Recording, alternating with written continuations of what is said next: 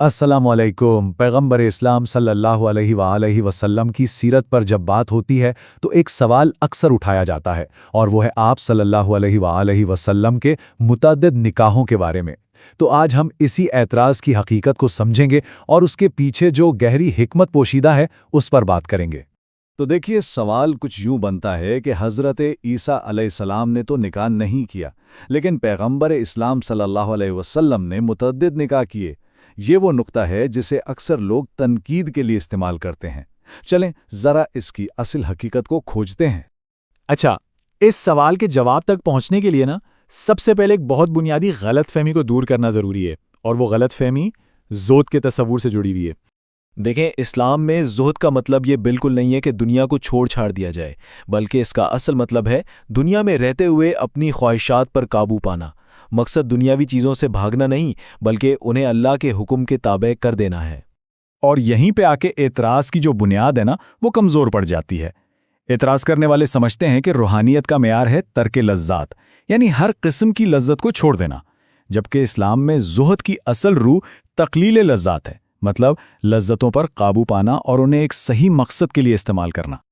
اور جب بات آتی ہے ضبط نفس کی، یعنی خود پر قابو پانے کی، تو اس کی سب سے بڑی اور سب سے طاقتور دلیل تو خود نبی اکرم صلی اللہ علیہ وسلم کی جوانی کی زندگی میں ملتی ہے۔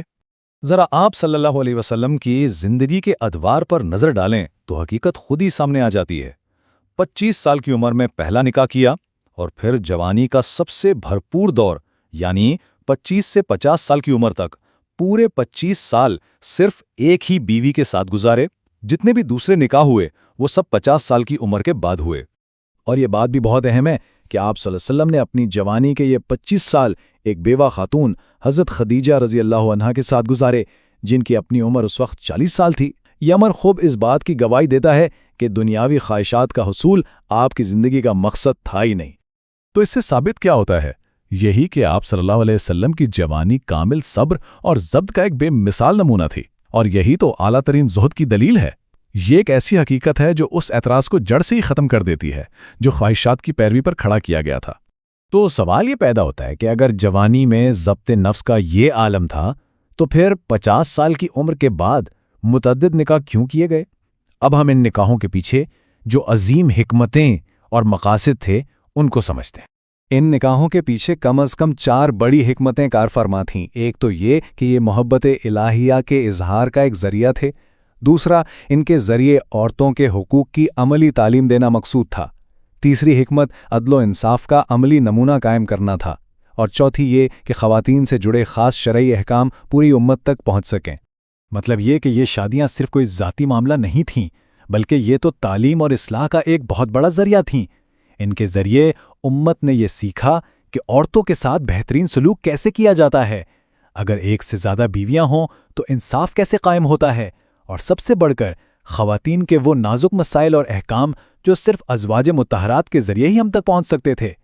اچھا، ان ساری حکمتوں کو اگر عملی طور پر سمجھنا ہو تو حضرت عائشہ رضی اللہ عنہا کے ساتھ نکاح کی مثال پر خاص طور سے غور کرنا چاہیے۔ اس نکاح میں ایک بہت بڑی حکمت یہ بھی تھی کہ دنیا کو عملی طور پر یہ سکھایا جائے کہ اگر شوہر کی عمر بہت زیادہ ہو اور بیوی کم عمر ہو تو ان کا آپس کا رشتہ کیسا ہونا چاہیے۔ آپ صلی اللہ علیہ وسلم نے حضرت عائشہ رضی اللہ تعالی عنہا کے بچپن کا پورا خیال رکھا، ان کی دلجوئی کی اور ان کے ساتھ محبت اور شفقت کا ایسا سلوک کیا جو رہتی دنیا تک کے لیے ایک روشن مثال بن گیا۔ تو اس ساری گفتگو کا خلاصہ کیا ہے؟ نتیجہ کیا نکلتا ہے؟ خلاصہ یہ ہے کہ پیغمبر اسلام صلی اللہ علیہ وسلم کے نکاح کسی ذاتی خواہش کو پورا کرنے کے لیے ہرگز نہیں تھے، بلکہ یہ تو ایک بہت بڑے مشن کا حصہ تھے۔